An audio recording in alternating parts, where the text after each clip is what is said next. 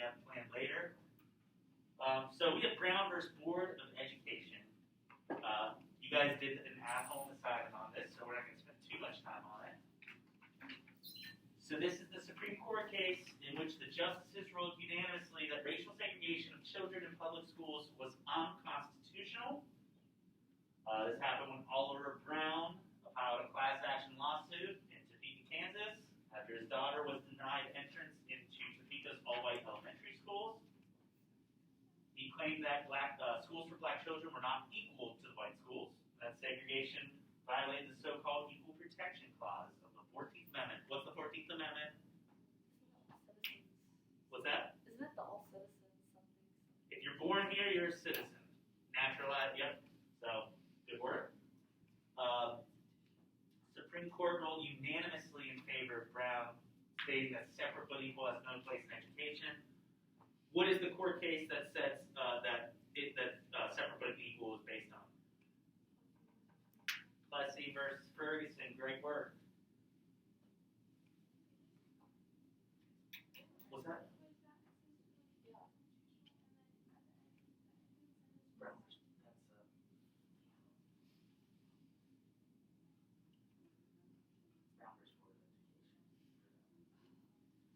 We'll go through. If you guys are having trouble filling out your guided notes, just let me know at the end of the slides. We can get you caught up. So this is Thurgood Marshall. Should have learned a little bit about him from Brown versus Board. The key strategist in challenging Plessy versus Ferguson. He was chief counsel of the NAACP and argued before the Supreme Court in the Brown versus Board of Education trial. And he became the first African American to serve on the Supreme Court in 1967. We will be doing the activity we have later for the second half of class. He will be a part of it. Okay. Again, we did a whole thing on this whole 30 minutes on this last week, so we don't have to belabor it. But Montgomery bus boycott, 55 to 56. Rosa Parks, when she refused to give up her seat, it led to a 381-day boycott led by MLK. U.S. Supreme Court ruled that the bus law was unconstitutional. Okay. We've arrived at the Little Rock Nine, 1957. Who here knows where Little Rock is? What state? Arkansas. There you go. That was on the trivia, I think, last week, the Jeopardy. Okay. Little Rock Nine were a group of 9 black students who enrolled at formerly all-white Central High School. Their attendance at the school was a test of Brown versus Board of Education. So they wanted to test whether they would be able to attend an all-white school based on the ruling.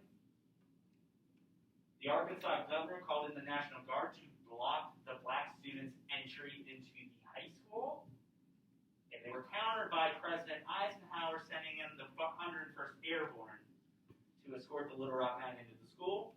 This drew national attention to the civil rights movement. Numerous legal challenges to integration continued throughout the year, but the students did get into the school. And we're going to watch a quick video of a key member of the Little Rock Nine.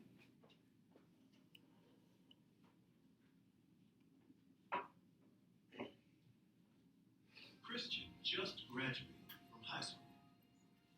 National Museum of African American History and Culture Senior Curator William Preston is about to take you back in time to a contentious and risky moment in American history.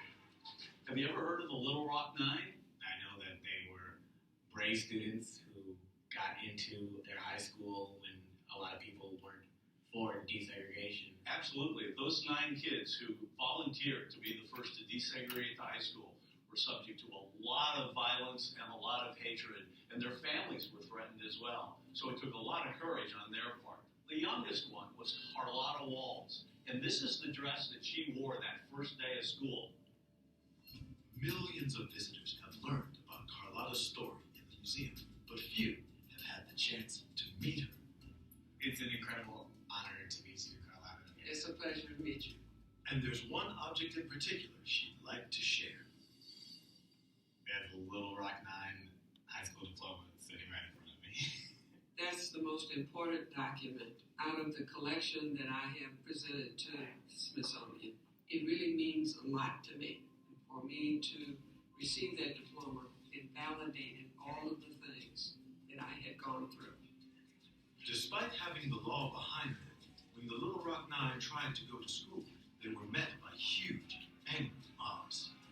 There were 17 Little Rock policemen, and they could not hold back the mob that was there. We were spirited out of the school because the mob was asking to lynch one of us, not asking, yelling it.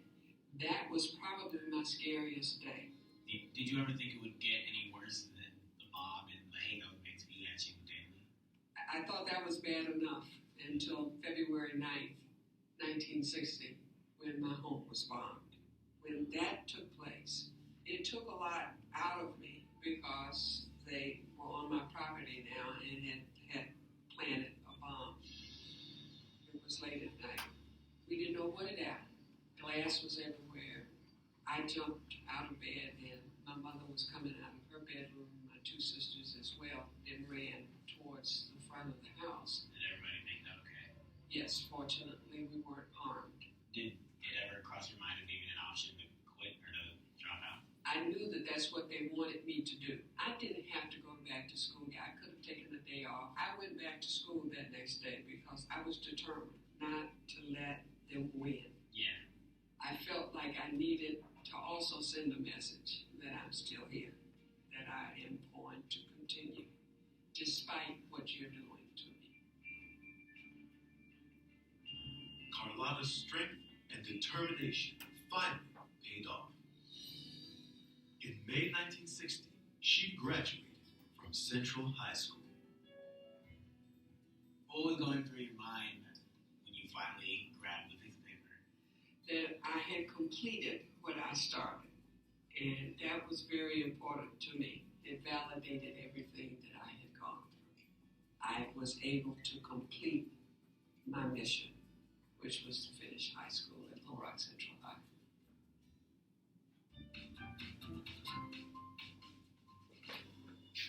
Pretty incredible stuff.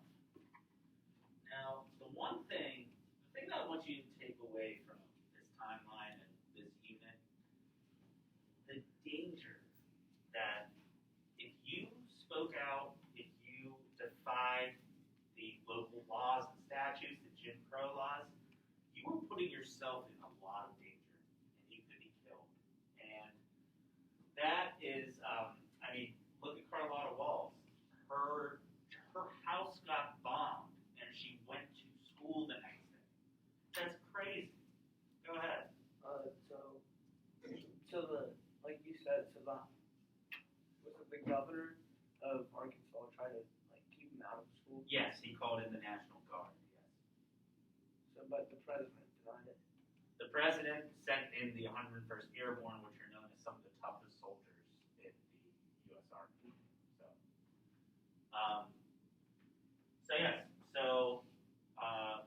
Very, very brave. So I just want you to think about the danger. Try to put yourself in position of some of these